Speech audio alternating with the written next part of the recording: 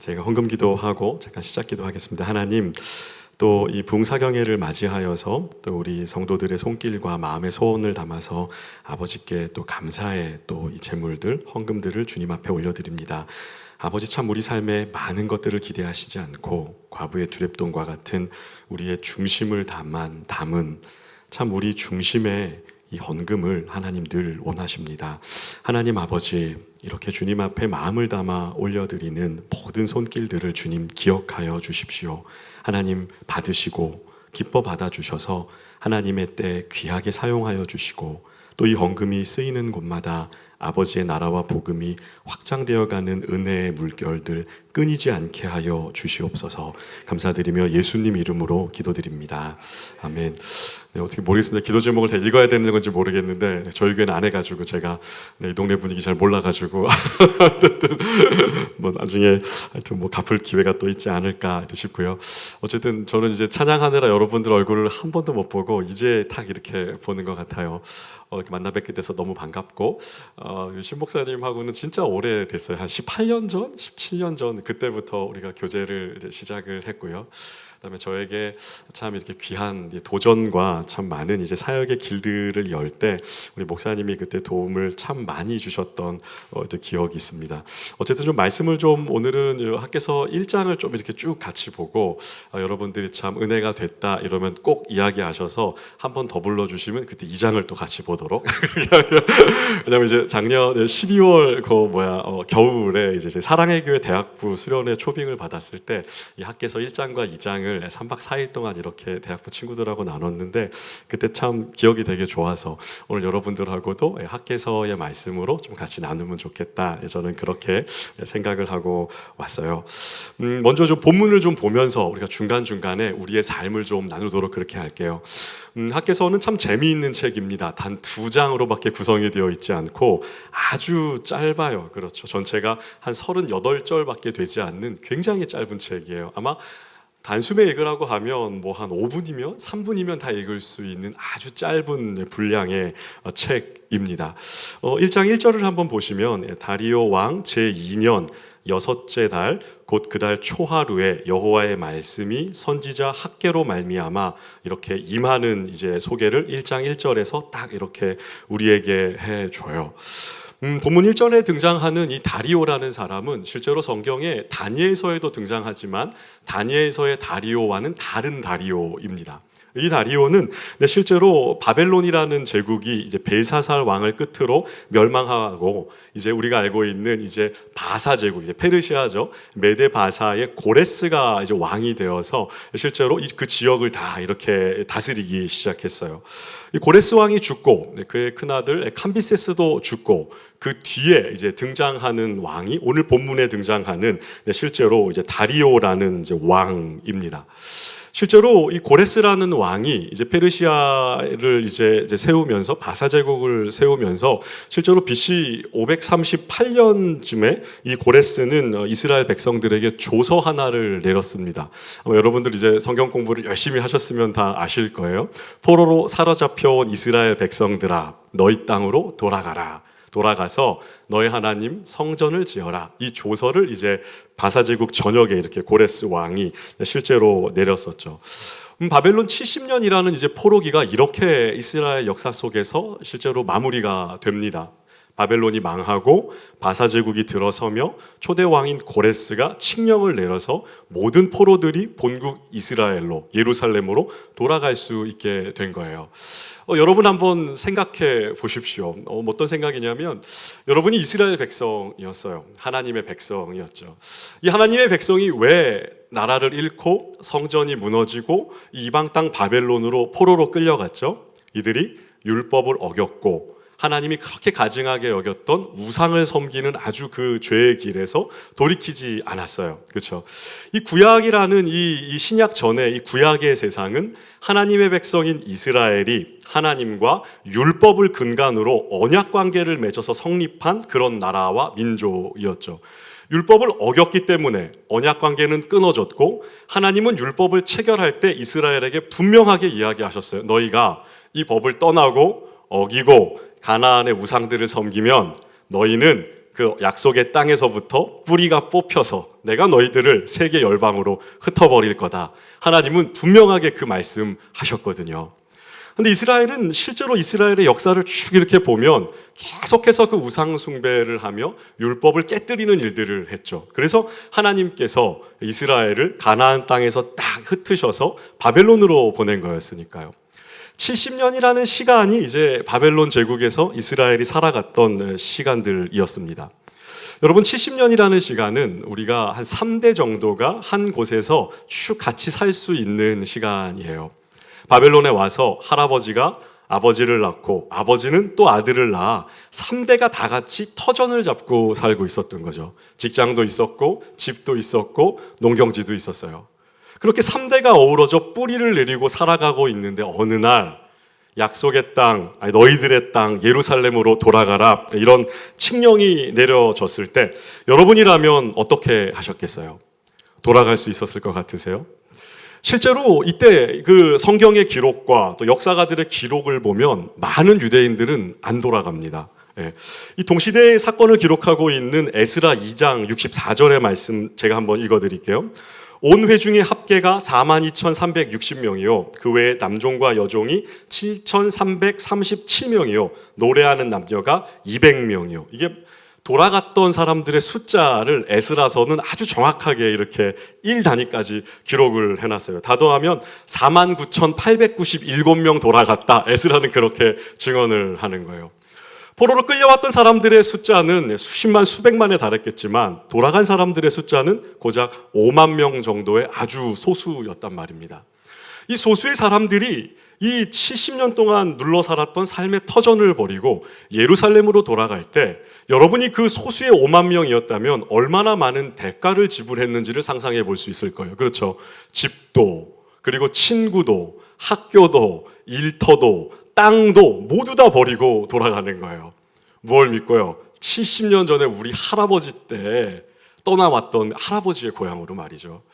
다시 말해서 이 5만 명이 조금 안 되는 이 사람들의 마음은, 고향 땅으로 돌아가는 그 마음은 모든 제국에 흩어져 있던 어떠한 유대인들보다도 열심이었고 하나님을 향한 특심이 있었다고 볼 수 있겠죠. 하나님의 약속은 반드시 이루어지리라는 소망. 그래서 남들은 거의 다 하지 못하는데 삶의 모든 터전들을 다 버리고 짐을 싸서 자식들의 손을 잡고 아무것도 남아있지 않고 내 것이 아무것도 없는 황량하고 황폐해진 예루살렘을 향해 약속의 말씀 하나 믿고 지금 이 천리길을 걸어서 이 사람들은 이 땅에 돌아온 사람들이었거든요. 돌아온 목적이 뭡니까? 하나님의 성전을 짓는 거였습니다. 이들은 실제로 돌아와서 성전을 짓기 시작했습니다. 기초를 놓고 여러 가지 막 축제를 벌이면서 성전을 짓는 일들을 실제로 했었어요. 그런데 무슨 이유 때문인지 이들은 한 16년 동안 이 공사를 멈추고 있었어요. 이 16년이라는 시간이 쭉 지나간 그날, 어느 날 다리오 왕 제2년에 BC 520년입니다. 이때 학개에게 여호와의 말씀이 탁 이제 임한 거예요. 뭐라 그럽니까? 요즘 성경 있으면 한번 2절의 말씀을 같이 한번 읽어보면 좋겠어요. 2절입니다. 2절 있나요? 같이 한번 읽겠습니다. 시작. 만군의 여호와가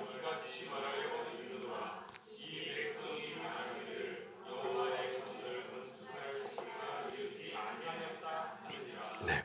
하나님께서 학개에게 딱 임하셔서 하시는 첫 번째 말씀이 뭐냐면 이 이스라엘 백성들이 뭐라고 말하고 있는지를 학개에게 일단 딱 가르쳐 주세요. 여러분, 이스라엘 백성들은 뭐라고 지금 말하고 있습니까? 여호와의 전을 건축할 시기가, 성전을 건축할 때가 아직 아닙니다. 이렇게 이야기를 한다는 거예요. 이 말을 곰곰이 생각해 보면 이런 뜻이겠죠. 하나님, 안 짓겠다는 거 아닙니다. 하나님, 우리가 성전을 안 짓는다고 한 적 없어요. 아직은 때가 아니라고요. 아직은. 이렇게 사람들이 이야기를 하고 있었던 거예요. 실제로 이들이 이렇게 이야기하는 데는 여러 가지 이유가 있었습니다. 첫 번째 이유는 뭐냐면 이 땅에 딱 돌아왔을 때 성전의 기초를 딱 놓았을 때 거기까지는 좋았는데 그 뒤로 진도가 나가지 않는 거예요. 왜 그렇습니까? 수많은 사람들의 반대에 부딪혔습니다. 첫 번째는 사마리아 사람들이 이 포로에서 돌아온 유대인들에게 찾아와서 제안을 했어요. 우리가 도와줄게. 성전을 같이 짓는 게 어때? 라고 말이죠. 하지만 여러분, 이 제안은 유대인들의 입장에서는 받아들일 수 없는 제안이었을 겁니다. 왜요? 사마리아 사람들은 율법을 안 지키고 살아가는 사람들이었고 여전히 이방인의 피가 섞여 있었으며 우상의 산당에 제사를 하며 지내던 사람들이었기 때문에 이 사람들의 제안을 받아들이는 것은 유대인으로서는 굉장히 힘들었겠죠. 왜요? 율법을 어겨서 나라에서 쫓겨나서 이 고생을 하다 돌아왔는데 율법을 안 지키는 사람들과 손을 잡고 성전을 짓는다? 받아들일 수 없었어요. 거절을 하자 사마리아 사람들이 여러분 어떻게 했을까요? 좋아했을까요? 아닙니다. 자존심이 상하잖아요. 그렇죠? 면전에서 거절을 당한 거잖아요. 그것도 도와주겠다는 건데 이 사람들이 이를 갈며 주변에 있는 총독들에게 편지를 써서 공사가 중단되도록 노력을 합니다. 그리고 방해를 계속했어요. 두 번째, 이 예루살렘 땅에 남아있던 같은 유다 사람들의 입장에서 여러분 생각해 보십시오. 이미 5만 명이나 되는 사람들 아니고 수십만 수백만의 사람들이 예루살렘에서 쫙 쫓겨났어요. 70년 동안 이 땅은 남아있었던 사람들의 독차지했던 땅 아니었습니까? 그런데 5만 명이라는 난민이 갑자기 우르르 들어와서 같이 살겠다고 할 때 여러분은 땅을 나눠줘야 하고 집을 나눠줘야 하고 생계를 나누고 경제적인 이득을 나눠야 하니까 남아있던 유다 사람들의 입장에서도 반가울 수 없었어요. 이들은 환대하지 않고 이들을 멸시하고 반대하고 방해하는 일들 여전히 여러분 이들도 했다는 겁니다. 거기다가 여러분 또 하나의 이제 문제가 있었어요. 하나님께서 이 이스라엘 백성들의 삶을 생각보다 궁핍하게 내버려 두셨습니다. 이 세 가지의 아주 중요한 이유가 이 사람들 나름대로의 지금 이런 일들을 지금 만들어내고 있는 것이라고 우리는 이제 생각해 볼 수가 있어요. 아직은 하나님 때가 아닌 것 같습니다. 다들 방해하고 있고 우리는 가진 것도 많지 않아요. 그런데 어떻게 우리가 성전을 지금 지을 수 있단 말입니까? 좋은 때가 있겠죠. 저는 그 때를 기다리는 거지 안 하겠다는 거 주님 절대 아닙니다. 이런 이야기들을 하고 있었단 말이에요. 여러분 이제 4절을 한번 보시면 이들이 이렇게 이야기하면서 실제로 무슨 일을 하고 있었는지를 또 설명합니다. 말은 뭐라고 합니까? 하나님 아직은 아니에요 라고 말하면서 실제로 손과 발이 무슨 일을 하고 있었냐면 4절을 보시면 이 성전이 황폐하였거늘 너희가 이때 판벽한 집에 거주하는 것이 옳으냐 이렇게 하나님이 딱 말씀하시죠. 무슨 말입니까? 하나님 성전을 안 짓겠다는 게 아니라 상황이 바뀌고 조금 좋아지면 그때 지을 겁니다. 아직은 때가 아니잖아요 라고 말하면서 이 사람들이 했던 일은 뭡니까? 판벽한 집. 그게 뭐냐면 오늘날로 말하면 모든 집을 짓고 안에 내부에 판자를 덧댄 집 이러는 이제 말 뜻은 그런데 그 당시의 문화들을 이렇게 되새겨 보면 실제로 집을 짓고 안에 내장 공사를 끝낸 집을 의미합니다.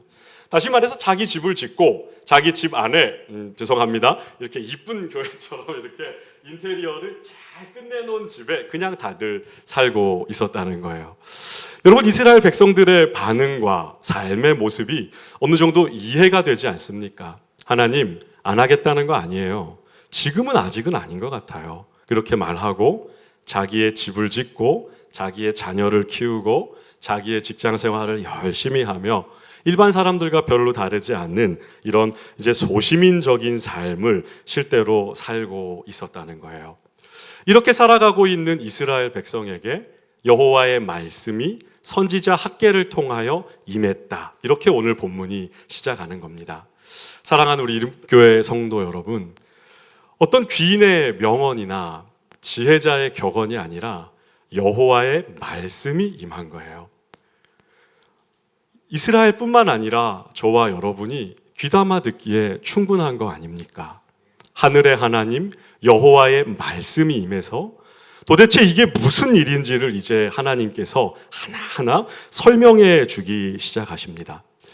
여러분 하나님의 성전을 짓고자 그 열정을 가지고 삶의 모든 터전과 많은 대가를 지불하고 여기까지 온 사람들이 이런 수많은 반대와 실제로 좋지 않은 환경의 장애물들을 딱 만났을 때 이들의 마음에 지금 뭘 하고 있는 겁니까? 아직은 아닙니다. 이렇게 물러서서 자기의 집을 짓고 자기의 삶을 살아가는데 발빨랐던 이스라엘에게 하나님은 실제로 2절의 말씀을 잘 보시면 독특한 두 가지의 표현 하나를 우리가 보기를 원하시는 것 같아요. 이렇게 살아가는 이스라엘 백성들을 하나님 뭐라고 지칭하십니까? 여러분 2절을 잘 보시면 뭐라고 부르세요? 이 백성 이렇게 부르십니다.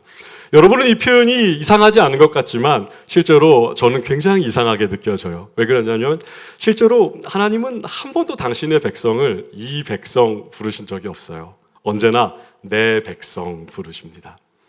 이방인과 같이 이렇게 살아가는 이스라엘을 하나님의 언약 백성이 아닌 이방인과 같이 하나님의 백성으로서는 전혀 자격이 없는 사람처럼 이 백성 하나님은 이렇게 부르시죠. 그리고 스스로를 뭐라고 이들에게 소개하십니까? 나는 만군의 여호와다 이렇게 소개하세요. 여호와는 언약의 신실한 하나님을 지칭할 때 쓰는 하나님의 이름이고 만군의 뭡니까? 모든 군대라는 뜻이죠. 다시 말해서 이스라엘 백성들은 지금 마주하고 있는 현실의 어려움 때문에 하나님 우리는 아직 그걸 할 수 없어요 라고 말하지만 이런 백성들에게 하나님은 너희의 그런 태도는 정말 옳지 않다는 것들을 이야기하시며 너희가 믿고 너희의 주인이 되는 나는 모든 능력의 하나님이고 능치 못할 것이 없으며 모든 장애물을 뛰어넘을 수 있는 나야말로 만군의 여호와인데 약속에 신실할 뿐만 아니라 모든 능력과 힘을 가지고 있는 만군의 여호와인데 너희는 왜 그렇게 살아가고 있지? 라고 하나님 되물으시는 것 같은 이야기들을 우리에게 실제로 들려주고 있는 거죠. 하나님은 실제로 우리가 이 믿음의 길들을 갈 때 이러한 장애물과 한계 앞에서 아마 저와 여러분들이 이런 장애물들을 믿음으로 뛰어넘기를 바라시지 않았을까, 저는 그런 생각들을 참 자주 저는 해봅니다. 수많은 사람들의 반대, 방해, 때가 무르익지 않은 것 같고 뭔가 내가 원하는 대로 되지 않고 순종의 길로 가자니 뭔가 이렇게 손해볼 것이 많아 보이는 그러한 상황 속에서 언약 백성은 물러서지 않고 믿음의 눈으로 현실을 꿰뚫어 보며 만군의 여호와를 의지하기를 우리 하나님께서 원하신단 말입니다. 우리 사랑하는 이룸교회 성도 여러분, 여러분은 지금 무엇을 위해 지금의 시간들을 쓰고 계세요? 저는 이런 것들을 참 많이 생각해야 할 필요가 있다라고 생각합니다. 이런저런 환경의 문제 앞에서 우리가 우리 자신을 위해서만 발빠르게 살아가면서 하나님을 위해서는 아직은 때가 아니야 라고 스스로 합리화하고 살아간다면 여러분 이스라엘과 우리는 뭐가 다를까요? 하나님 남편이 우호적이지 않습니다. 지금은 때가 아닙니다. 하나님 아이를 키우기에 바쁩니다. 지금은 때가 아닌 것 같아요. 하나님 정말 저는 건강이 약한데 그러니까 지금은 때가 아니지 않습니까?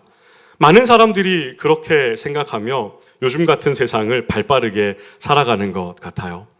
교회 이름 모르겠고 하나님의 부름도 난 잘 모르겠고 내 집이나 사고 재산이자 불리자 언젠가 교회 일은 할 날이 있겠지라고 생각하면서 여러분의 지금을 하나님을 위해 쓰지 않고 여러분을 위해 쓰고 있다면 지금 성전 짓기를 포기하고 아직은 때가 아니라고 합리화하는 이스라엘과 뭐가 다를까요? 이런 이스라엘에게 하나님은 우리가 섬기는 하나님이 만군의 여호와라는 것들을 깨닫기를 원하셨어요. 이런저런 핑계로 순종의 길 앞에서 머뭇거리고 있는 당신의 백성에게 이 백성이라 책망하시면서 너희가 섬기고 그 자리로 너희를 초청한 내가 만군의 여호와라는 것들을 이 이스라엘 백성들이 알기를 원하셨단 말입니다. 이렇게 많은 반대 속에서 주저앉아 있는 이스라엘 백성에게 하나님께서는 또 뭐라고 이야기하십니까? 우리 5절과 6절의 말씀을 보실 때 한번 5절을 한번 같이 한번 읽어볼까요? 5절입니다. 시작. 그러므로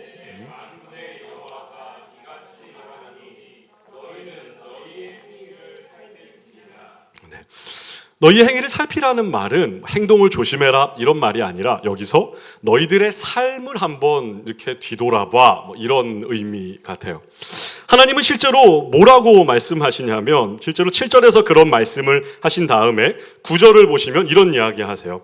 얘들아 너희가 많은 것을 바랐지만 도리어 적었고 너희가 그것을 집으로 가져갔으나 내가 불어버렸느니라. 나 만군의 여호와가 말하노라. 이것이 무슨 까닭이냐? 내 집은 황폐하였으되 너희는 각각 자기의 집을 짓기 위하여 빨랐음이라. 여러분, 이게 무슨 말입니까? 저는 이 말씀이 참 어려운 것 같아요. 우리가 기대하는 하나님하고 너무 다르니까요. 적어도 우리가 인생을 살아가면서 이 죄 많은 세상을 믿음을 가지고 열심히 살아가면서 우리가 기대하는 하나님은 여러분 뭐예요? 그래도 하나님 제가 이거밖에 안 되지만 복 주시는 하나님 우린 기대하잖아요. 이 정도의 열심을 다했으면 하나님 더 이렇게 갈 수 있게 도와주셔야죠. 그게 은혜 아니에요? 그게 사랑 아니에요? 이렇게 힘든데 이렇게 했으면 그래도 이렇게 받아주시고 더 많은 것들로 우리의 삶을 채워주시는 하나님을 저와 여러분은 늘 기대하고 소망하며 살아가는 거 아니에요. 근데 하나님은 지금 뭐라 그러세요? 아니야, 내가 불어버린 거야, 이렇게 이야기하시는 거예요. 너희가 열심히 일해도 일한 만큼 정당하게 소득이 없고 열심히 그 소득을 가지고 집으로 가져가서 모으려고 하지만 돈은 모아지지 않고 먹어도 배부르지 않고 마셔도 목마름이 해결되지 않는 이유, 너희가 이 땅을 열심히 살아가지만 너희 모든 소산과 소득에 한재, 가뭄이 들게 하고 우박이 내리고 서리가 내리게 해서 너희의 농사를 망치고 너희의 소득이 그것밖에 되지 않게 한 것은 내가 불어버렸기 때문이야. 하나님은 지금 그 말씀하시는 거거든요. 만약 여러분의 인생에 하나님이 찾아오셔서 이렇게 말씀하신다면 여러분 이 하나님 사랑할 수 있겠어요? 하나님, 이게 하나님 맞아요? 하나님이 없거나 하나님이 모르시거나 그러면 제가 이 상황을 좀 이해할 수 있을 것 같아요. 이런 어려움을 주는 분이 하나님이셨다고요? 저는 그런 하나님을 믿을 수 없어요 라고 말하는 게 아마 오늘날 우리의 정서이고 우리가 기대하는 하나님의 모습 도무지 아닐 것 같단 말이에요. 서리가 내리고 가뭄이 들어 망한 이유가 하나님이 불었기 때문이다. 지금 하나님은 당당하게 그 이야기를 이스라엘에게 하고 있는 거니까요. 여러분의 인생에 여러분이 열심히 일했는데 안 되는 이유가 하나님이 불어버렸기 때문이라면 아마 여러분도 하나님 앞에 적지 않게 화가 날 수 있을 것 같다 생각을 조금 해봅니다. 그러나 여러분 잘 생각해 보십시오. 하나님은 선하십니다. 하나님은 정말 선하세요. 저는 그리스도인으로 이 땅을 이렇게 살아가면서 저와 여러분에게 하나님이 찾아오셔서 언제나 우리의 삶에 우선순위가 있다고 가르치신 것은 변함없는 성경의 진리 아닙니까? 예수님 이 땅에 오셨을 때도 제자들에게 뭐라고 이야기하셨어요? 너희는 먼저 그의 나라와 그의 의를 구하라. 그리하면 내가 이 모든 것들을 너에게 더할 거다. 하늘 아버지께서는 너희의 모든 필요를 아신다. 무엇을 마실까 먹을까 입을까 걱정하지 말아라. 이 모든 것들은 하나님을 아버지라 부르지 못하는 고아와 같은 이방인들이 구하는 것이니까 하늘 아버지는 너희의 모든 필요를 아시니까 제발 그런 거 걱정하지 말고 먼저 그의 나라와 그의 의를 구하라. 명확하게 우리 주님 말씀하셨잖아요. 그렇죠? 그럼에도 불구하고 우리는 자꾸 이 땅의 길들을 걸어가면서 하나님께서 우리의 삶에 뭔가를 원하신다고 할 때 우리는 이렇게 생각하는 경향 적지 않게 있는 것 같아요. 하나님이 여러분에게 순종의 길을 원하고 하나님의 나라를 위해 여러분의 삶을, 여러분의 시간을 드리라고 할 때 여러분 그것은 하나님을 위한 것일까요? 여러분을 위한 것일까요? 생각해 본 적 있으세요? 너희 자기 자신을 위해 발빠르게 살아가는 이스라엘에게 하나님이 너희 집을 먼저 짓지 말고 성전을 먼저 지어야 해 라고 말할 때 이렇게 어렵게 살아가고 궁핍하게 살아가고 있는 이스라엘 백성들은 어떻게 생각했냔 말이에요. 하나님을 위해서 하나님은 나를 부려먹는 분이구나. 하나님은 내가 이렇게 어려운데 나를 쥐어짜내서 없는 것까지도 막 뺏어가는 그렇게 모진 분이구나. 하나님은 내 인생을 이용하려는 분이구나. 여러분 그렇게 생각할 수도 있는 것 같아요. 실제로 세상에 있는 많은 사람들은 교회를 조롱하고 예수를 열심히 믿는 우리들을 향하여서 언제나 그런 시각으로 바라보니까요. 그러나 여러분 우리는 넘어설 수 없는 하나님의 성품을 아는 사람들이에요. 하나님은 선하세요. 선하신 하나님이 저와 여러분의 삶에 찾아오셔서 예수를 주로 고백하게 하시고 우리의 삶을 당신의 것으로 딱 삼으셔서 순종해라. 먼저 그의 나라와 의를 구하는 그 삶으로 좀 나와라 라고 이야기할 때 여러분 절대로 속으시면 안 돼요. 하나님이 저와 여러분을 부려먹고 써먹기 위해서가 아니라, 하나님을 위해서가 아니라 저와 여러분을 위해서 그 일들로 우리를 부르신다는 것을 여러분 믿으셔야 해요.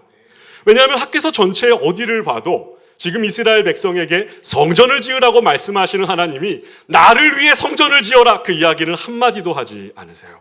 왜 그렇습니까? 하나님의 이 순종의 자리로의 초청이 정말 이스라엘을 위한 초청 맞거든요. 여러분 잘 생각해 보십시오. 다시 좀 주제로 돌아가서, 그러면 하나님은 왜 지난 16년 동안 이스라엘의 삶을 궁핍하게 하시고 가뭄이 들게 하시고 아무리 뭘 모으고 하려고 해도 아무것도 채워질 수 없도록 하나님이 왜 이스라엘의 삶을 이렇게 어렵게 했는가, 우리는 한 번 더 생각해 볼 필요가 있을 것 같아요. 실제로 여러분, 저는 이제 집에 아들이 셋입니다. 아들이 셋이에요.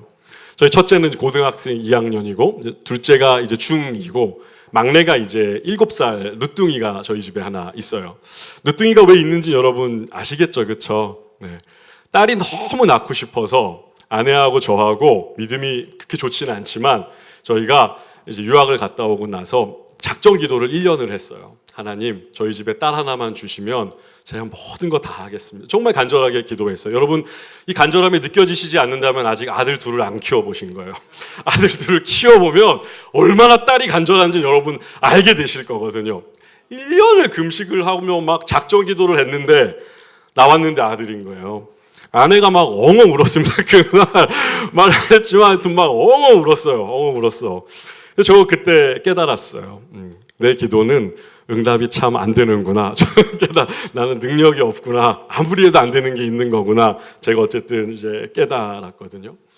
제가 이렇게 아이들을 키우면서 저는 실제로 이제 이런 아빠였어요. 그러니까 이제 울산에서 사역을 하면서 저희 첫째 아이를 성남에서 낳아서 데리고 울산에 갔고, 첫째 아이 태어날 때 여기 신 목사님이 그때 이제 아기 태어났다고 그때 10만 원 딱 주고 갔는데 제 아내가 평생 잊지 못하는 은인인 거예요.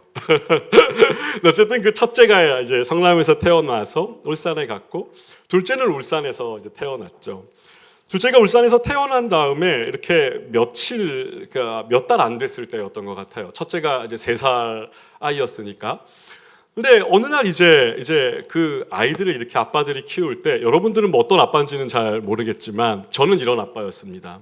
뭐냐면 엄마 없을 때, 엄마가 잠들거나 외출을 갔을 때 저는 저희 아이들을 데리고 콜라 먹고 햄버거 먹고 피자 먹고 막 이런 아빠였어요. 엄마가 알면 막 기겁을 하죠. 아이들 막 뭡니까 이거 몸에 막 뭐 아토피 막 이런 거 난다고 유기농으로 막 먹여야 된다고 막 난리를 치는 엄마인데, 엄마가 잠든 사이에 우리는 어쨌든지 간에 남자들 이렇게 모이면 되게 용감해지거든요. 야, 편의점 가자, 아빠가 콜라 사줄게 이러면 아이들이 막 아빠 최고야 막 그러면서 저를 좋아한단 말이에요. 저는 그게 되게 행복했어요. 네. 여러분 이런 경험 없으시죠? 여기 엄마들이 좀 많은 것 같아가지고 상대적으로 제가 되게 불리한 것 같은데, 어쨌든 아빠들은 이런 식으로 아이들의 마음을 막 산단 말이에요. 근데 어느 날 이제 곰곰이 생각해 봤어요. 야, 어쨌든 나는 아이들에게 아빠 최고야 막 이런 이제 극찬을 듣는 좋은 아빠라고 생각을 했는데, 곰곰이 생각해 보니까 저는 좋은 아빠가 아니더라고요. 저는 점수를 따려는 아빠잖아요. 좋은 점수를 따고 싶은 아빠였잖아요. 그죠? 정말 좋은 부모는 누굽니까? 엄마더라고요. 엄마는 양보를 안 하더라고요. 그죠? 안 되는 건 절대 안 돼. 애가 울어도 안 되고 보채도 안 되고 안 되는 건 절대 안 돼. 엄마는 딱 선을 긋고 아이와 싸우며 얼굴을 붉혀서라도 아이를 위한 그 일을 멈추지를 않더라고요. 어느 날 그래도 제가 되게 회개했어요. 나는 애를 사랑하는 아빠가 아니라 좋은 점수를 따는 아빠였고 진짜 좋은 부모는 내 아내였구나, 이렇게 생각을 한 거죠. 여러분, 우리가 신앙생활을 할 때도 우리가 자꾸 우리는 하나님을 좋은 점수 따기에 급급한 아버지로 오해할 때가 있는 것 같아요. 하지만 하나님은 양보하지 않으십니다. 왜요? 진짜 좋은 우리의 아버지시거든요. 지금 하나님은 이스라엘에게 16년을 기다려 오셨어요. 어떻게 해서 말입니까? 가뭄을 주고 불어버리고 거둔 만큼 소득이 없게 하고 돈이 모이지 않게 하고 내 인생 왜 이래? 내 인생은 왜 이렇게 안 되는 거야? 라고 절망하고 좌절하기에 충분할 만큼 하나님은 16년 동안 이스라엘을 궁핍하게 하셨어요. 왜 이렇게 하시는 겁니까? 이스라엘이 정말 생명의 자리, 참된 자리로 돌아오길 원하셨던 거예요. 복을 걷어차는 인생이 아니라 하나님이 주시는 복을 마음껏 노래하는 순종의 자리로 이스라엘이 돌아오도록 하나님 16년이라는 시간을 참고 기다려온 거예요. 여러분, 이스라엘의 입장에서는 뭐라고 이야기하냐면 이스라엘은 계속 이렇게 이야기하는 거예요. 하나님, 우리가 돈이 없고 농사가 안 되고 삶이 엉망이라서 하나님 지금 우리는 성전을 지을 수 없어요 라고 말하는데, 이런 이스라엘에게 하나님은 뭐라 그래요? 너희가 가난한 이유는 성전을 먼저 짓지 않아서야 라고 이야기하는 거예요. 우선순위가 완전히 바뀌어 있는 거 보이시죠? 하나님, 우리는 없으니까 못해요 라고 말하는데 하나님은 너희가 안 해서 없는 거야 이렇게 이야기하신다는 거예요. 하나님, 저희는 충분하지 않은데요, 그러니까 이걸 할 수가 없는 거예요 지금. 아니야, 너희가 그렇게 충분하지 않고 궁핍한 건 내가 불어버려서야. 하나님은 계속 이 이야기를 이스라엘에게 여러분 들려주고 있는 거니까요. 여러분, 실제로 이런 생각을 여러분 해보면 좋을 것 같아요. 하나님이 이스라엘에게 정말 원하시는 것이 뭐였을까라는 거예요. 사실 당시에 이스라엘 백성들은 사마리아 사람들의 반대, 남아있는 유다 백성의 반대, 하나님이 궁핍하게 하셔서 물질적으로도 아주 어려운 궁핍함, 이런 것들이 현실적인 성전을 짓지 못하는 이유였다면 또 하나의 아주 중요한 이유가 있었습니다. 그게 뭐냐면 그들의 머릿속에 성전에 대한 그들의 이해였어요. 네. 여러분에게 제가 질문해 볼게요. 여러분에게 과자 하면 머리에 뭐가 떠오릅니까? 과자. 집사님 뭐 떠오르세요? 저도 그래요. 라면 하면 신라면. 그렇죠. 그러면 탄산음료 하면 콜라. 그렇죠. 이게 뭡니까? 네. 실제로 광고에게 쇠뇌를 해가지고 우리가 이제 광고에서 포지셔닝 이론이라 그래가지고 뭐 하면 바로 생각나는 것들이 있는데, 대부분 어쨌든 이 70년대에 태어난 아저씨들은 다 이렇게 대답해요. 과자, 새우깡, 라면, 신라면, 음료수는 콜라, 딱 이렇게 생각을 하거든요. 머릿속에 뭔가 이렇게 그림이 딱 하나 박혀 있는 거예요. 그거 하면 딱 떠오르는 뭔가가 있는 거예요. 이스라엘 백성들의 머릿속에 성전하면 떠오르는 거 딱 한 개 있었습니다. 뭡니까? 솔로몬의 성전이었어요. 이 솔로몬의 성전은 언제 지어진 겁니까? 솔로몬 때 지었겠죠, 그죠? 다윗 왕국의 힘과 솔로몬 때 그때의 힘으로 지었던 성전이었어요. 이스라엘 나라가 역사 속에서 가장 부강할 때였거든요. 모든 나라가 조공을 바치고, 그죠? 그리고 레바논의 백향목을 막 가지고 오고, 기술자들을 두로에서 막 데리고 와서 새기고 깎고, 성전에 있는 모든 것들을 다 금과 은으로 다 이렇게 코팅하면서 어마어마하게 화려한 성전을 이스라엘은 그때 지었고 그 성전을 봉헌했잖아요. 그런데 여러분, 지금 이들은 그런 성전을 머릿속에 딱 그릴 때 엄두가 안 났던 것 같아요. 왜요? 70년 포로를 살다 왔잖아요. 하나님이 또 궁핍하게도 하셨잖아요. 가진 것도 별로 없잖아요. 그런데 어떻게 내가 그 성전을 지을까? 사람들의 마음 속에 자신의 경험의 한계 안에 갇혀서 우리가 가진 지식에 붙들려서 전혀 하나님이 원하는 새로운 그림을 받아들이지 못하고 이전에 영광스러웠던 솔로몬의 성전 하나만 머릿속에 이들은 담고 있었거든요. 그런 이스라엘에게 하나님이 이제 진짜 원하는 게 뭔지를 말씀해 주세요. 8절을 같이 한번 읽어볼게요. 8절입니다. 시작. 너희는 산에 올라가서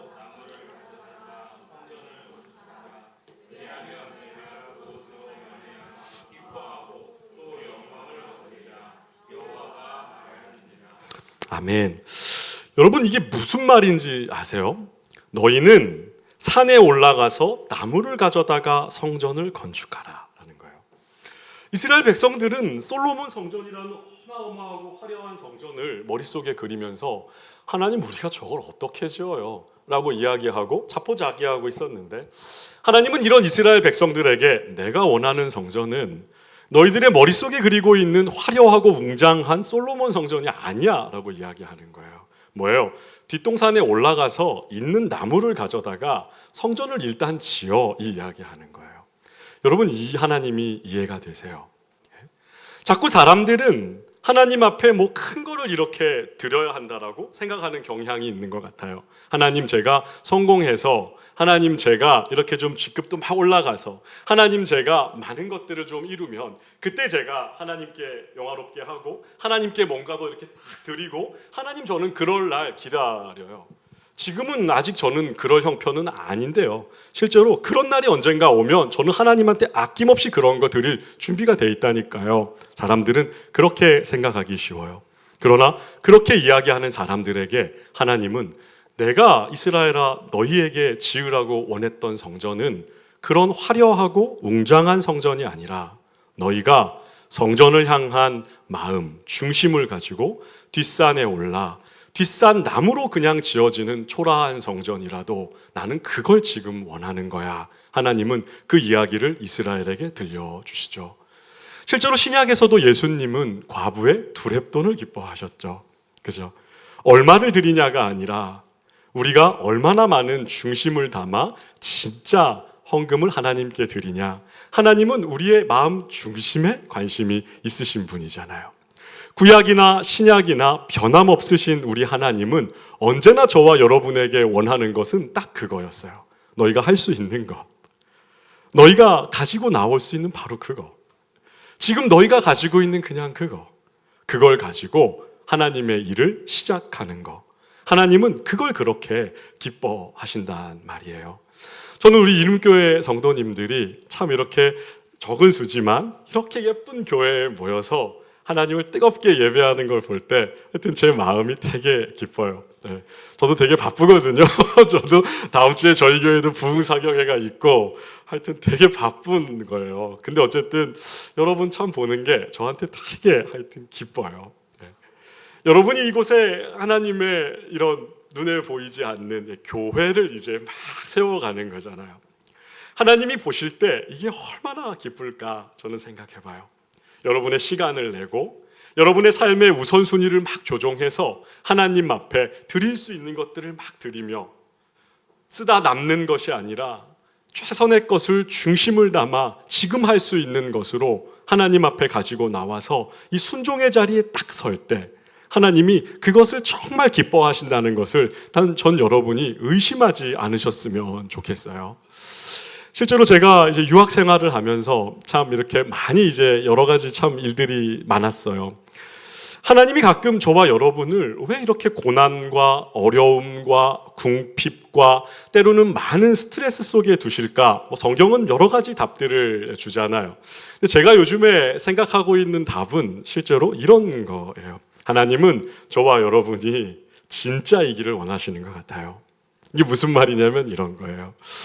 실제로 제가 담임 목사가 이제 딱 되고 나니까 우리 이제 신 목사님도 이제 목사님 선배님이시겠죠. 저보다 먼저 안수를 받으셨으니까 목사가 딱 되고 나서 사역을 이렇게 쭉 해오다 보니까 하나님이 저와 여러분을 대충대충 대하시지 않고 때로 혼내시고 책망하시고 때로 불어버리시면서 참 우리에게 가르쳐주고 싶은 것들을 반드시 가르쳐주시는 참 좋은 아버지라는 것을 알게 될 때마다 여러분 제 안에는 참 감격이 있거든요.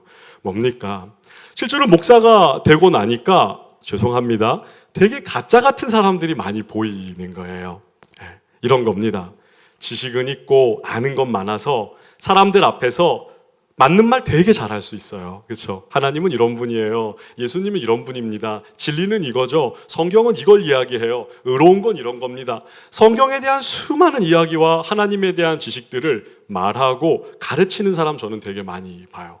그런데 실제로 삶을 살아가면서 그 사람이 정말 벼랑 끝에 딱 내몰렸을 때 그 사람의 진짜 실력이 드러나는데 이 사람의 고백과 이 사람의 지식과 일치하는 믿음의 순종을 보는 건 참 어렵더라고요. 많은 사역자들과 많은 성도들이 그럴듯한 말들은 다 배운 게 많아가지고 다 되바라지게 할 줄 알고 다 이야기할 줄 알고 다 말할 줄 아는데 근데 삶이 어려워지고 벼랑 끝에 몰리고 정말 죽을 것 같은 순간이 딱 오면 그때 정말 하나님을 믿는 게 아닌 것 같이 행동하는 사람들이 생각보다 되게 많아요. 사람들에게 연락을 하고 살고자 발버둥을 치고 내가 믿는 믿음이 아무 문제 없을 좋은 환경일 때는 내가 믿음이 진짜 좋은 줄 알았는데 궁핍해지고 어려워지고 벼랑 끝에 딱 몰렸을 때는 진짜 자기가 무엇을 믿는지를 모르고 이렇게 주춤하고 물러서고 머리를 쓰고 꾀를 내고 인간적인 수를 찾는 사람들이 너무나 많더라고요. 여러분 한번 생각해 보세요. 저는 이런 생각 해봐요. 현역 시절에 이렇게 야구 제가 그렇게 좋아하진 않습니다. 현역 시절에 야구 선수 현역 시절에 한 번도 홈런을 못 쳐본 타자가 나중에 유학 갔다 오고 공부 많이 해가지고 타격 코치가 됐다고 여러분 생각해 보세요. 분석도 할 수 있고 데이터도 볼 수 있고 여러 가지 자료와 이론들이 빠삭해져가지고 자기는 현역 시절에 홈런 한 번도 못 쳐봤는데 타격 코치랍시고 앉아가지고 애들한테 이런 것 저런 것들을 가르치는 타격 코치.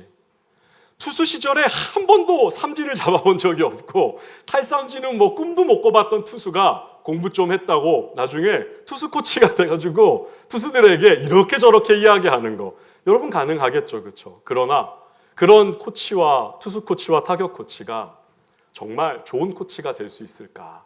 저는 불가능하다 생각해요.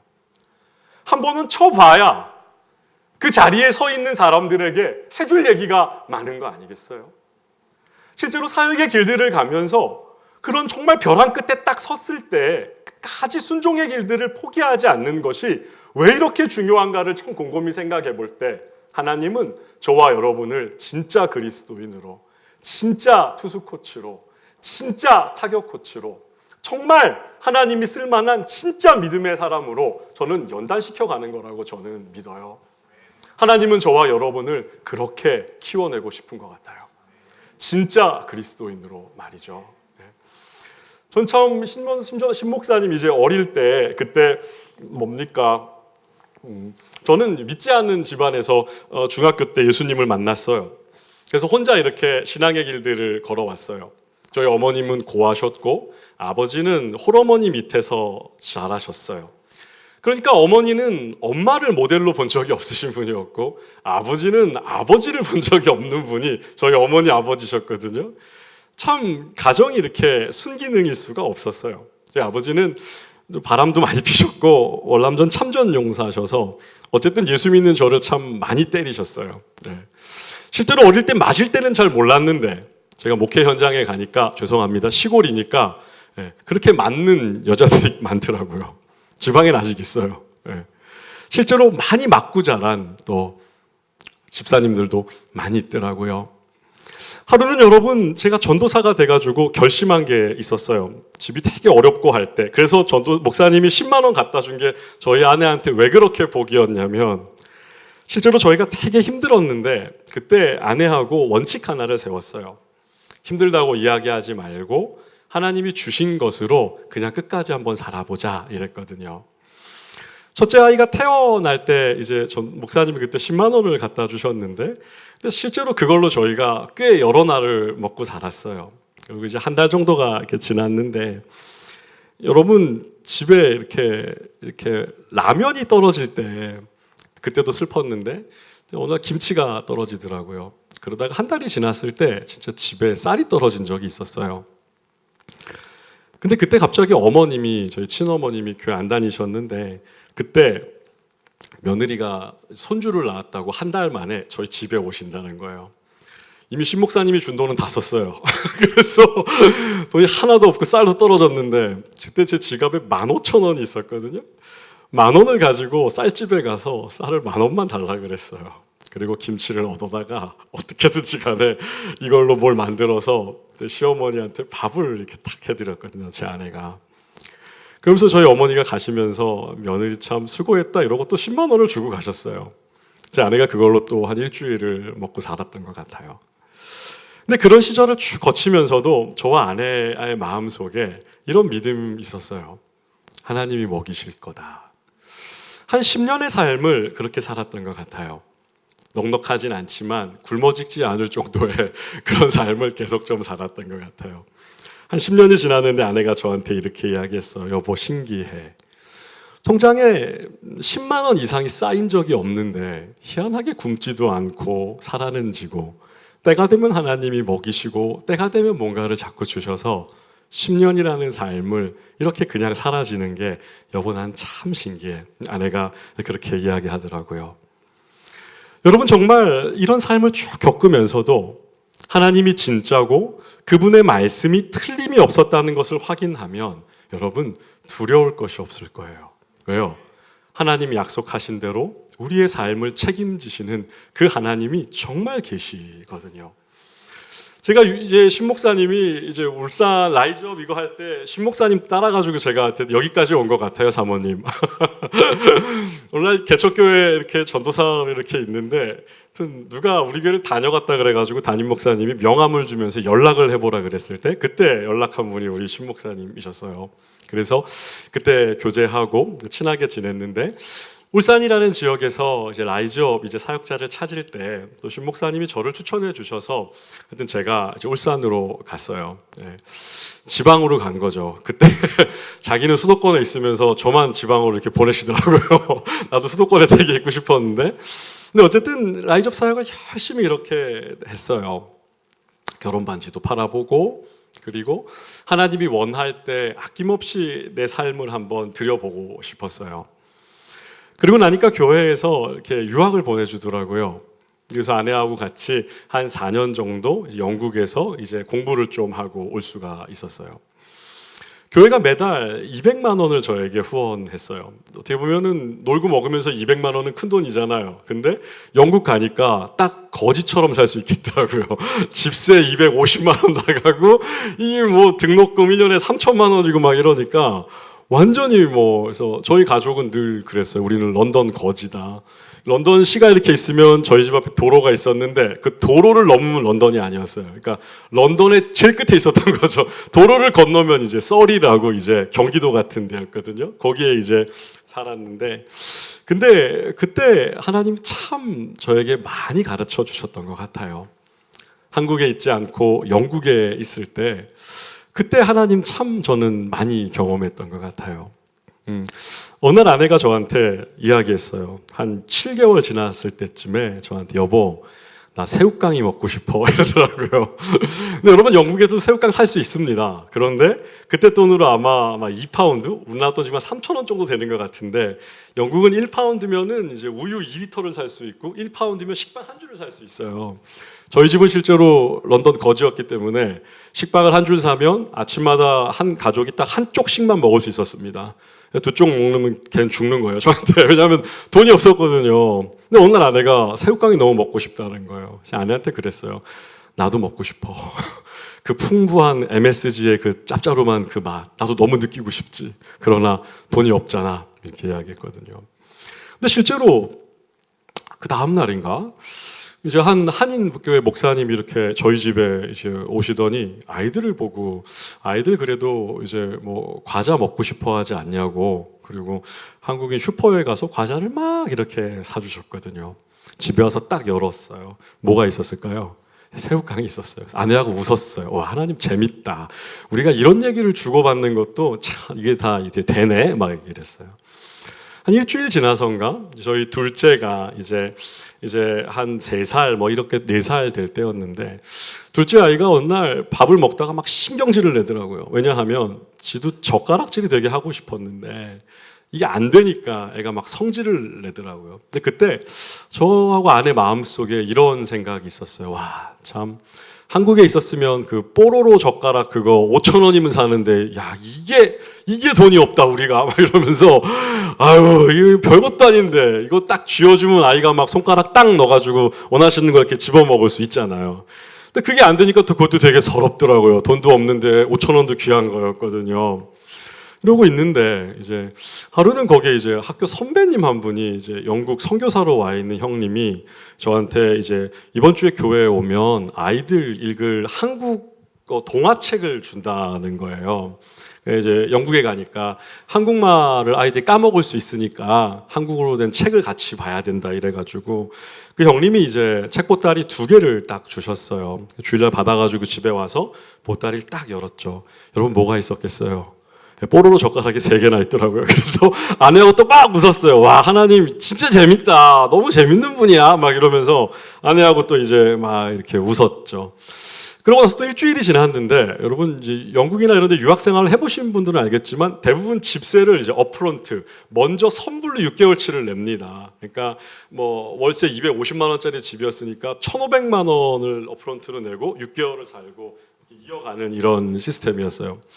어쨌든 6개월이 지났고 두 번째 1,500만 원을 내야 되는데 그때 이제 환율이 이렇게 왔다 갔다 하니까 한국에서 보내준 돈하고 해서 이걸 내고 나면 얼마가 남을지가 이게 계산이 잘 안 되던 어떤 그런 시즌이었던 것 같아요. 하루는 이제 학교에서 우리 첫째 아이가 이제 영국에서 초등학교를 다녔는데 학교에 무슨 스포츠 데이라는 행사가 있더라고요. 그날은 다 이제 스포츠 복장으로 와서 막 하는 거예요. 한국 사람들은 대부분 뭘 입히겠습니까? 스포츠 데이 때. 태권도 도복을 입힙니다.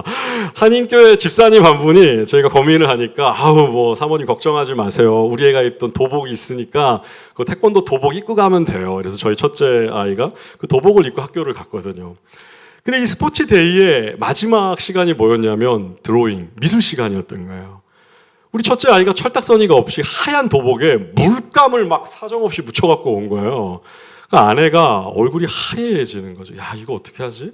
이거 빨리 이걸 빼야 되는데 그래 한인마트에 가니까 락스가 있었지. 그래서 아내가 같이 한인마트에 갔어요. 락스를 사서 물을 빼겠다는 거죠. 갔는데 그때 마트에 딱 갔는데 2+1 쌀을 팔고 있더라고요. 이게 무슨 말이냐면 한인들은 다 쌀을 먹게 돼 있습니다. 어쨌든 영국에 나가나 뭐 어디 있거나 쌀은 하여튼 하루에 한 번은 먹게 돼 있어요. 어쨌든 시간에 유학생활이 끝날 때까지 쌀을 먹어야 하는데 쌀 2푸대 사면 1푸대를 공짜로 준다? 이런 복음이 없죠. 여러분, 유학생들에게 이런 복음은 없습니다. 다른 이름으로는 정말 얻을 수 없는 거거든요. 너무 보고 막 눈이 동그래졌어요. 우와, 이 2+1 쌀? 이거 빨리 사야 되는데 어차피 1년을 2년을 써야 되는데 최대한 이 캐시 땡겨가지고 사야 되는데 돈이 이렇게 애매하니까 말이죠. 그때 세일했던 쌀 이름이 이제 풍작쌀이라는 쌀인데 어쨌든 이제 미국에서 이렇게 넘어오는 쌀이었거든요. 어쨌든 근데 이게 집세를 내야 되니까 락스만 사가지고 갔어요. 락스로 옷을 빨고 그리고 이제 6개월치 집세를 다음날 냈어요. 그리고 나서 다음날 마트로 잽싸게 갔죠. 쌀을 사러. 근데 여러분 쌀을 사러 갔는데 2+1이 안 보이는 거예요. 마트를 구석구석 다 돌았어요. 왜냐하면 대부분 여러분 세일할 때 핫한 거는 센터에 있다가 좀 시들해지면 막 구석으로 가잖아요. 그래서 저도 그 쌀을 찾아서 30분을 마트를 구석구석 찾아본 것 같아요. 근데 세일이 끝났더라고요. 집에 왔는데 너무 화가 났어요. 화딱지 나서 옆에 가서 다른 쌀을 그냥 1푸대 사가지고 집에 왔거든요. 진짜 너무 화가 났어요. 목사지만 저도 별거 없더라고요. 하나님이 너무 싫더라고요. 하나님한테 막 따졌어요. 하나님, 제가 뭘 그렇게 잘못했어요?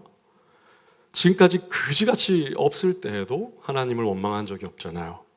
사람들한테 손을 벌린 적도 없었어요. 아무리 어려워도 11조를 했고 불평하지 않았는데 하나님 근데 2+1 쌀 세일하는 거 그거 하루 연장하는 게 그게 그렇게 어려우셨어요? 제가 그렇게 굶는 걸 보셔야 하나님 속이 편하시겠어요? 막 5만 말이 육두문자 빼고는 막 다 나오더라고요. 하나님한테 막 지금까지 막 쌓여있던 거죠. 전도사 때부터 쌓였던 그 서름이 영국에서 폭발한 거예요. 그 힘들게 살고 있는 영국에서 막 폭발해가지고 하나님한테 막 대들었던 적이 있었거든요. 근데 그날 밤에 저한테 그 책을 줬던 그 선배님이 6시에 전화가 왔어요. 민철아, 네가 온지 영국에 온 지 벌써 한 7, 8개월이 됐는데 내가 니네 집에 한 번도 아직 가본 적이 없잖아. 저녁 먹고 나서 다 나서 차만 한잔 하자. 내가 너희 집에 7시에 밥 먹고 갈게. 차만 한잔 해. 그래서 예, 형 오세요. 이러고 이제 형을 기다렸죠. 형이 배를 탁 눌렀어요. 그리고 문을 딱 열었는데 그 형님이 두 손에 쌀을 2푸대를 들고 있는 거예요. 근데 그 쌀이 경기 2,000쌀이나 이런 거였으면 저는 감동받지 않았을 거예요. 근데 그 풍작쌀을 2개를 딱 들고 있더라고요. 제가 그날 아내하고 끌어안고 엉엉 울었어요. 하나님이 정말 나를 돌보신다는 건 이런 거였구나. 여러분 그 형님한테 물어봤어요. 형 혹시 그 세일에서 산 거예요? 물어봤더니 아니 6개월 전부터 집에 갖고 있던 건데 너네 집에 갈 때 그냥 저거 갖고 가고 싶어갖고 2개 갖고 온 건데 그래가지고 혹시 하나님 참 이런 분이었어? 아내하고 그날 밤에 엉엉 울었던 기억이 나요. 재밌는 건 여러분 이 세 가지의 간증을 딱 가지고 유학 생활을 이렇게 딱 지나가고 있었는데 어느 날이죠. 이제 랭귀지 스쿨 했던 남부 해안가에 있는 한 교회에서 저한테 와서 설교를 해달라 그래가지고 설교를 했는데 성도분들이 집에 안 가셨어요. 축도도 하고 광고도 했는데 다 안 가고 이렇게 눈 멀뚱멀뚱 뜨고 저를 바라보셔서 여러분 제가 재밌는 얘기 해드릴까요? 이러고 이제 이 새우깡부터 풍작살에 이르는 이 세 가지를 쭉 이야기해드리고 여러분의 하나님도 그런 하나님입니다. 이랬더니 성도분들이 막 좋아하고 가셨거든요. 그리고 이제 다음 주에 그 교회에 갔더니 사람들이 다 쌀 한 푸대하고 새우깡 한 봉지씩을 다 가지고 와가지고 근데 제 차가 스파크 같은 작은 차인데 트렁크가 막 안 닫혀가지고 제가 이걸 막 닫고 쌀이 7푸대가 하고 이제 막 음식들하고 이런 거를 받아가지고 제가 석사 끝나고 돌아오기 딱 일주일 전까지 그 쌀을 다 이렇게 먹었었거든요. 근데 실제로 이제 하나님이 막 이렇게 또 막 이렇게 선물을 막 챙겨 주셨잖아요.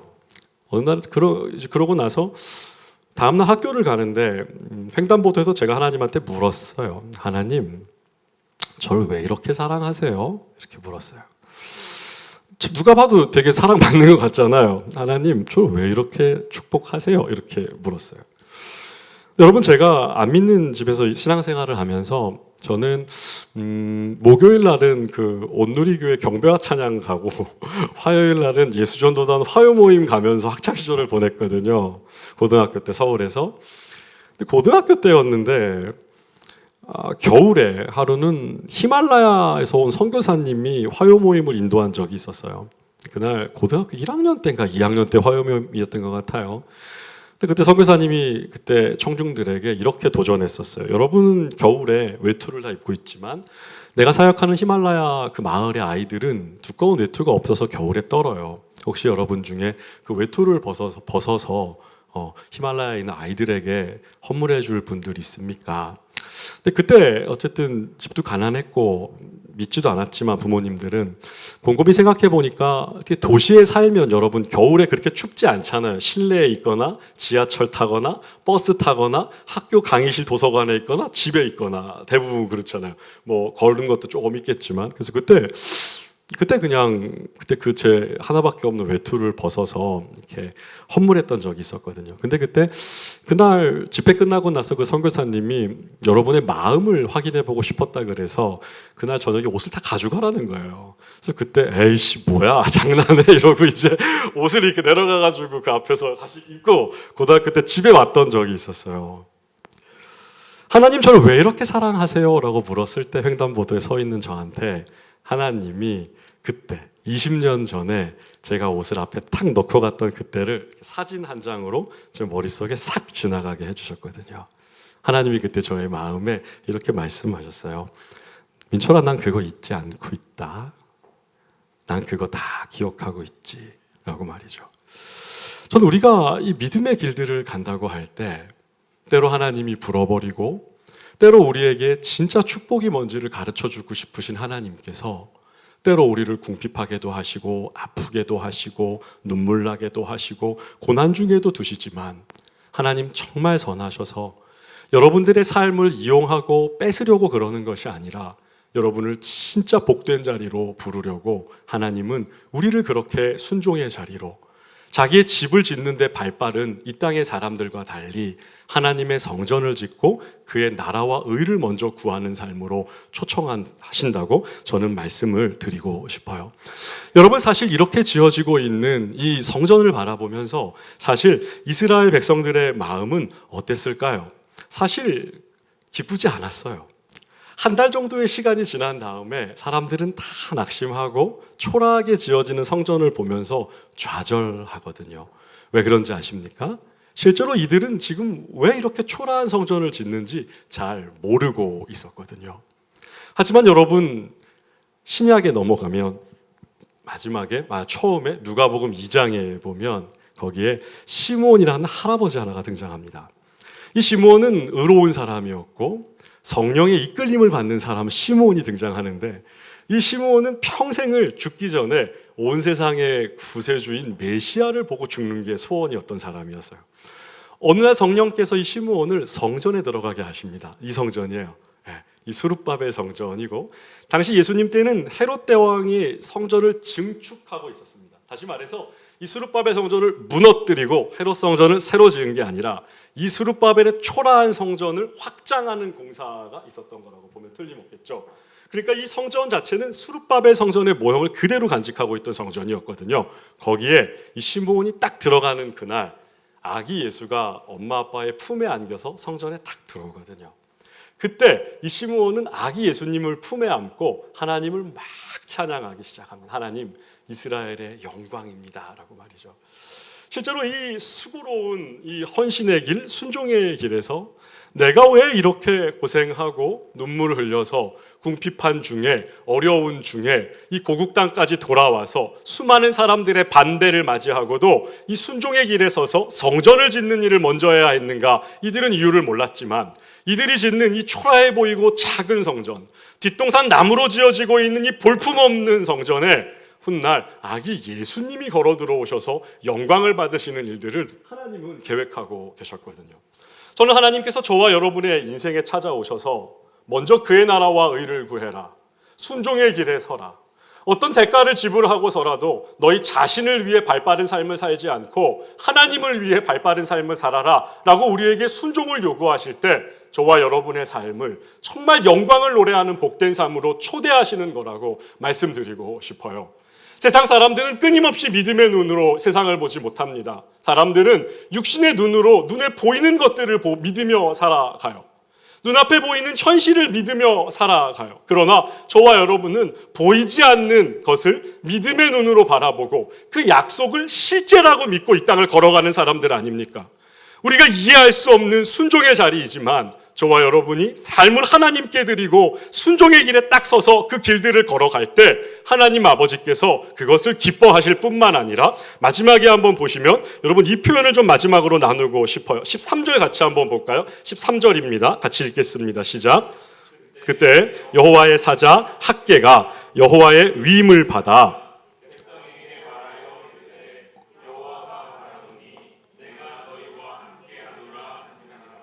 아멘. 여러분, 이 이스라엘 백성이 학개를 통해서 이런 말씀을 쭉 듣고 난 다음에 실제로 12절에 보시면 다 듣고 여호와를 경외하였다. 다시 말해서 순종을 결심하게 됩니다. 아, 그래. 우리가 지금까지 잘못 살았구나. 하나님이 정말 복 주시고 우리에게 원하시는 삶의 자리는 따로 있었구나. 우리가 성전을 먼저 지어야겠구나. 딱 순종의 결심들을 이스라엘 백성들은 하게 됩니다. 여러분, 이 성전은 이스라엘에게 굉장히 사실 중요한 거였거든요. 왜 그럴까요? 성전에서는 제사가 드려졌고 제사를 통하여 죄 용서를 받고 죄인이 하나님을 만나고 하나님을 만나는 이스라엘을 향하여 하나님은 축복을 선언하는 일들이 모두 다 성전에서 이루어졌거든요. 그런데 여러분, 지금 이스라엘은 이런 성전보다 내 집을 짓는 것이 더 옳은 것이라고 생각을 하는 거예요. 여러분, 이슬을 피해서 내 집을 짓는 게 이스라엘 사람들 눈에는 당연하게 급한 일이지만 하나님 편에서는 죄인이 죄 용서와 죄 사함을 받고 거룩한 하나님을 만나고 하나님의 축복의 선언을 들으며 하나님과 교통하고 하나님 용납하시는 삶을 살아가는 것, 그 생명의 자리에 서는 게 이스라엘에게 훨씬 중요한 문제였거든요. 어쨌든 이것들을 깨달은 이스라엘 백성이 하나님, 제가 순종하겠습니다. 제가 제 집을 짓는데 발빠른 삶을 좀 뉘우치고 순종의 자리에 서서 여호와를 경외하는 길로 나아가겠습니다. 이렇게 순종을 결심하자 13절에서 하나님은 뭘 약속해 주는 겁니까? 내가 너와 함께 갈게, 함께 있을게. 이 약속을 이스라엘에게 선물로 준단 말이에요. 우리 이름교회 성도 여러분, 이 약속이 어떤 의미인지 여러분 생각해 보셨습니까? 대부분 제가 사역을 하면서 성도들이 저에게 찾아와서 바라는 하나님의 응답은 사실 이런 건 아니에요. 그죠? 부도를 맞은 사람들은 부도가 해결되기를 원해요. 그죠? 자녀를 못 낳는 부부들은 자녀가 생기기를 원해요. 그죠? 문제가 있는 성도들은 문제가 해결되기를 바라지, 내가 너와 함께 있어 줄게, 이런 식의 답은 크게 위로가 안 되는 것들을 많이 보거든요. 우리는 이 땅을 살아가면서 언제나 손에 잡히는 현찰을 원하잖아요. 그렇죠? 금방 해결되는 거. 예를 들면 이런 거예요. 오늘하고 내일하고가 여러분 부흥의 사경입니까? 이런 거겠죠. 하나님, 제가 지금 직장에서 잘렸는데요. 그럼에도 불구하고 순종을 결심해서 제가 부흥에 와서 열심히 기도할게요. 그래, 잘했다. 부흥회 끝나는 날 너 직장 구할 거다. 우리 그런 거 여러분 기대하지 않아요? 하나님, 저 이번에 대학을 떨어졌는데요, 그래도 제가 순종을 결심하고 제가 부흥에 참석하고 주일 예배도 안 빠질게요 라고 딱 결정하면, 그러면 우리 하나님한테 기대하는 거 그런 거잖아요. 그래, 잘했다, 너 교회 안 빠지고 열심히 다니면 내가 너 대학 합격시켜줄게. 하나님, 저 계약직인데요, 너무 사는 게 하여튼 뭐 안정적이지도 않고 힘들어요. 제가 순종을 결심할게요. 그래도 그래? 잘했다. 부흥회 끝나고 내일 12시 반에 전화 올 건데 4번째 벨 울릴 때 그거 받으면 너 정직원이다. 여러분, 우리는 그런 거 다 기대하면서 인생 살잖아요. 그죠? 내가 너와 함께 가줄게, 이런 거 말고요. 뭔가 이렇게 실제적인 도움을 우리는 구하면서 이 땅 사는데, 하나님은 지금 뭘 약속하는 거예요? 그런 거 하나도 약속 안 해주고 내가 너와 함께 갈게, 여호와의 임재와 동행만을 약속해 준다는 거예요. 여러분, 하지만 이것은 하나님 편에서 이스라엘에게 줄 수 있는 최고의 선물이었어요. 왜요? 하나님 자신을 주신다는 거잖아요. 하나님, 제가 너무 어려워요. 내가 함께 있을게. 하나님, 제가 이 고난의 자리 어떻게 지나가요? 내가 같이 지나가 줄게. 하나님, 제가 너무 두려운데 어떡해요?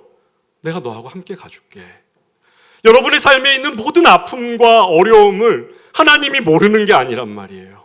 다 보시고 아시고 하나님의 때에 눈물을 닦아주시고 갚아주시고 반드시 여러분의 삶을 회복시키시고 살려내시는데, 우리가 어디에 있든지 내버려 두지 않고 모든 자리에 우리와 함께 가기를 하나님은 자신을 우리에게 주시면서 약속하신다는 거잖아요. 근데 여러분, 하나님은 이때만 그랬던 게 아니었던 것 같아요. 요단강을 건너서 가나안의 정복전쟁을 눈앞에 두고 있는 여호수아에게도 다 이런 식이셨거든요. 두려워하고 어떻게 전쟁을 해야 할지 모르고 가나안에서 어떻게 이스라엘을 이끌고 싸워가야 할지 두려웠던 여호수아에게 하나님 뭐라 그러십니까? 담대해라, 내가 너와 함께 갈게. 똑같잖아요. 무슨 무기를 주는 것도 아니고 전략의 지도를 주는 것도 아니고 어디로 가면 너는 그날 이길 거다, 이런 계책을 주는 것도 아니고 손에 잡히는 뭔가를 하나도 안 주시고 임재와 동행만을 약속해 주시죠. 여러분, 하나님은 저와 여러분을 이런 삶의 자리로 부르신 거예요. 예수를 믿는 하나님의 자녀라면, 하나님이 정말 여러분의 친아버지라면, 여러분이 어디서 무엇을 하든지 무엇을 겪든지 하나님의 눈을 벗어나는 것은 아무것도 없어요. 여러분이 혼자라고 느껴지는 그 순간에도 하나님은 함께 가시고 함께 그 어두움을 통과하시고 함께 그 낭망의 자리, 낙심의 자리들을 함께 통과하기를 하나님 바라신단 말이에요. 여러분, 그 길들로 하나님은 우리를 부르시면서 저는 이런 거 우리에게 기대하실 것 같아요. 저에게 이제 아들이 이렇게 셋이 있다고 말씀을 드렸는데, 어쨌든 울산에 갔을 때였어요. 저희 이제 둘째가 막 태어났을 때 하루는 제가 라이즈업 때문에 너무 바빠가지고 실제로 저 이렇게 키웠습니다. 둘째가 어느 날 태어났는데 태어난 게 기억이 나요. 어느 날 애가 걷고 있더라고요. 애가 기어다니는 게 기억이 안 나요, 제 머릿속에. 그만큼 신 목사님 때문에 되게 고생을 전 한 거예요. 나이 접수하기 바빴거든요. 어느 날 집에 갔는데 밤 10시가 넘었는데 둘째 아이가 막 잠을 못 자고 칭얼댔어요. 이유가 뭐냐면 첫째 아이가 밖에서 떠들고 있었거든요. 아이가 있으면 재울 수가 없으니까 밖에 보냈는데 첫째 아이는 거실에 혼자 있으면서 무서우니까 소리를 내서 놀았고, 이러니까 이 태어난 지 한 달밖에 되지 않은 것 같은 이 둘째 아이는 잠을 못 자고 막 뒤척이면서 짜증을 내고 있으니까 제가 10시 넘어 집에 딱 들어갔는데 아내가 저한테 화를 내더라고요. 좀 첫째 좀 데리고 나가! 이렇게 화를, 저희 아내가 저보다 연상이라서 누님이시거든요. 어쨌든 누나가 막 화를 냈어요, 저한테. 그래가지고 제가 어쩔 수 없이 첫째 아이를 데리고 밤 10시에 나갔어요. 종현이거든요. 종현아, 아빠랑 같이 슈퍼마켓 갈까? 아빠가 소세지 사줄게. 그러니까 이제 아이는 너무 신났죠. 늦은 밤 아빠와 함께 소세지를 사러 슈퍼에 가는 그 아이의 발걸음이 얼마나 가벼웠겠어요. 그죠? 근데 그 슈퍼에 가는데 거기가 어쨌든 깜깜한 골목이 있었어요. 깜깜한 골목. 아이가 4살 아이가 3살 4살 아이가 아빠 말 듣습니까? 막 천방지축으로 막 이렇게 막 뛰어다니면서 종현아 일로 와 위험해. 그래도 말 안 듣고 지가 막 이렇게 막 뛰다가 갑자기 그 어두운 골목에 한 대문 뒤에 큰 개 한 마리가 있었던 거예요. 어떻게 됐을까요, 여러분? 애가 막 밖에서 뛰어가니까 개가 와우 하고 짖은 거예요. 여러분, 그 아이는 어떻게 했을까요? 1번, 저에게 달려와서 제 다리를 꼭 껴안고 제 다리에 붙어갔다. 2번, 3년 동안 인생을 살아오며 이 아이가 아빠에 대한 배신감이 있어서 이 아빠는 의지할 대상이 아니라고 판단하고 아빠를 버려두고 도망갔다. 여러분 뭘 것 같으세요? 네? 1번이죠, 1번 여러분. 아이는 본능적입니다. 무서우면 어떻게 합니까? 아버지를 꽉 끌어안게 돼 있고, 그리고 정말 고목나무에 붙은 매미처럼 제 허벅지에 붙어가지고 이렇게 질질 끌려가지고 거기 이제 슈퍼까지 갔던 이제 기억이 있거든요. 여러분 실제로 삶의 그 어두운 그 인생의 골목에서 저와 하나님이 여러분에게 바라시는 게 뭔 것 같으세요? 칠흑같이 어두울수록 정상적이고 지혜로운 아이는 부모의 손을 더 꽉 잡습니다. 어느 때보다 더 꽉 잡거든요. 근데 실제로 우리가 신앙의 길을 가면서 하나님을 아버지라 고백하는 사람들이 그 칠흑 같은 어두움을 통과할 때 하나님의 손을 그 어느 때보다 꽉 잡는 선택을 하지 않고 대부분 어떻게 합니까? 도망을 가요. 하나님을 내버려두고 도망을 갑니다. 그리고 자기가 익숙한 대로 자기가 옳다고 생각하고 자기가 나름대로 길을 보고 있다고 생각하면서 자기의 힘으로 그 어두움을 해결해 보려고, 두려움을 해결해 보려고 하나님의 손을 꽉 잡는 길로 가지 않고 손을 놓고 막 뛰어가는 거, 그런 거 보게 되는 것 같아요. 저는 그날 밤에 집에 와서 하나님한테 회개하고 이런 고백을 드렸던 기억이 있거든요. 우리 사랑하는 이룸교회 성도 여러분, 여러분과 짧은 시간 밤에 이렇게 말씀을 가지고 교제했지만 전 여러분들이 삶의 한 마디마디를 하나님께 드려서 이 교회를 세워내고 또 하나님 원하시는 순종의 자리에 주저함 없이 설 수 있기를 주님 이름으로 축복해요. 눈물의 자리, 고난의 자리, 낙심의 자리, 여러분 절대 혼자 아닙니다. 하나님 늘 같이 동행하시고 여러분 다 보시고 달아보시고 지켜보셨다가 하나님의 때에 놀랍도록 여러분의 삶에 갚아주는 날들 반드시 있어요. 그 하나님을 의심하지 말고 이 믿음의 길들을 끝까지 달려가고 정말 이 아름다운 교회, 이룸 교회를 잘 세워내는 여러분 되시길 응원하고 축복합니다.